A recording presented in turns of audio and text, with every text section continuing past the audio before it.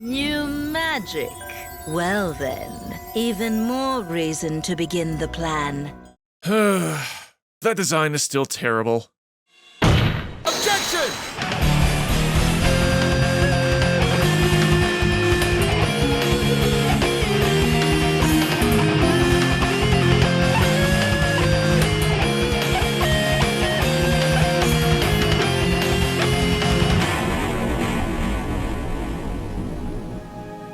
Well, everypony, it's finally arrived, Chapter 2 of the G5 series, Make Your Mark. So what's interesting is, I guess this series overall is going to be bracketed kind of odd. The first chapter was a single 44-minute special, while Chapter 2 is an arc of 8 episodes. I've been trying to figure out the best way to handle this, and what I've decided is I'll take a look at each individual episode, then go back and do an overall look at Chapter 2. Then maybe throw in some other videos here and there. We'll see. Anyway, let's get down to it. Let's dive into the first episode, Izzy Does It. Shortly after the events after the first chapter, Earth ponies are still getting used to their newfound magic, and it's also Sunny's birthday. This is gonna be the best birthday present for a friend I've ever made because I finally have a friend and it's her birthday. Whoa, Izzy, not in public. Your friends are right there. Sheesh. A little self-control there, please. More glowing cutie marks and random earth pony plant magic. Okay, now I'm convinced Zip is just a voyeur using Cutie Mark Glow as an excuse to look at Hitch's or any pony's butt. In all seriousness, I will say the first thing I noticed is that the animation overall is much smoother than in Chapter 1. The lighting in the scenes doesn't feel as harsh and looks somewhat more realistic depending on the location, and every pony's movements don't feel as stiff either. Still not quite as good as the original movie, but it is improved overall. Accidentally awesome! It's perfect. As usual, I'm winning and not realizing it. So one of the first issues I had with the episode is its pacing. In the first part of the story, things are happening, but the conflict and main plot doesn't really get moving until almost the halfway point. Pip makes an announcement that the gift Izzy made for Sunny can be bought at the Maritime Bay Craft Fair, causing creative block for Izzy trying to harness the same amount of innovation as before, but can't. Meanwhile, Pip herself is struggling to develop her own new songs as well. Until then, it feels like the episode is just spinning its wheels, not really doing much. Howdy, Sonny. Got your smoothie parts you ordered? Oh, great. Just drop them in the bin. Here's your berry cantaloupe, a tutti frutti, and a jicama pear shake. Do you like your smoothies? Big flavors! Yummy fruit! Delicious! Tastes like magic.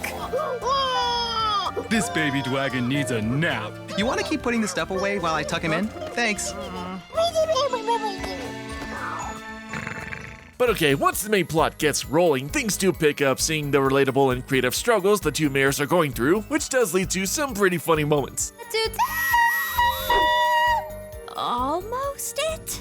You're sweet, but that was so not it. Do I look desperate? Boy, it's crazy. Put him in one of them crazy buckets. It is good to see that Pip is one of the main focuses of this story. In both the movie and Make Your Mark Chapter 1, Pip, the princess pop star, ironically hasn't had that much focus in the limelight. Sure, she's typically upbeat and energetic, but for the most part, that's all we see from her. To actually see her stride, to overcome her struggles, and not seem like the perfect princess with no problems is endearing, adding depth to her character. Similarly with Izzy, it's interesting that the other creative one of the group is suffering similar block. So we have a good parallel between the two trying to resolve their issues. You just need to listen to your fans and do what they want.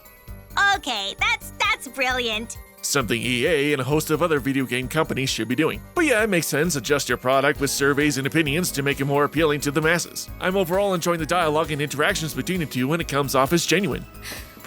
Wait! What was that great advice that Izzy gave me that I gave her? Oh yeah! Remember, licking doorknobs is illegal on other planets. So, I figure it's time to discuss the elephant in the room with our main antagonist, Opaline. Misty, you've been gone so long, I thought you got lost. Like the time I rescued you as a filly. So kind of me to do that. Everybody got that?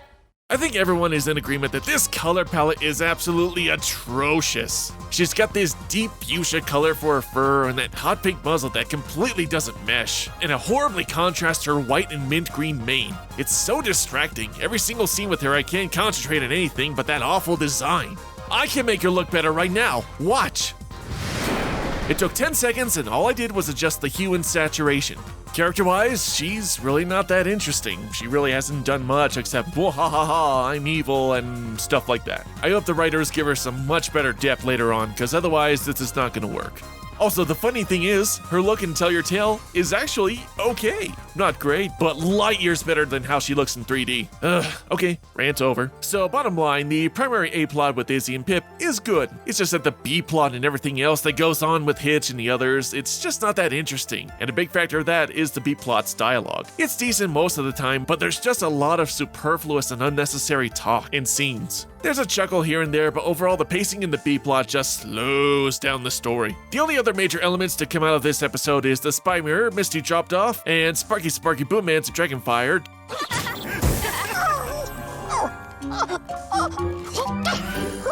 You know, I really hope he matures soon. Otherwise, his baby shenanigans are going to get old fast.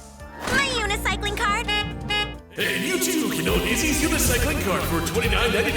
My crafty sash. And don't forget to buy your own Izzy brushable for $10.99 with separate crafty sash for $6.99. Products may not be available in your area and may catch fire. So in the end, Izzy finds her spark of creativity and helps Pip with her creative block as well. And that's the first episode of Make Your Mark Chapter 2, and it's okay. There's nothing really bad about this episode, but it's just kind of forgettable, like nothing that makes me want to watch it again. In fact, I was struggling with things to talk about. Yet overall, this one episode is actually still better than Chapter 1, so that's a start. Hopefully the next episodes will be much more interesting. Well, that's it for today, guys. Until next time, MC out!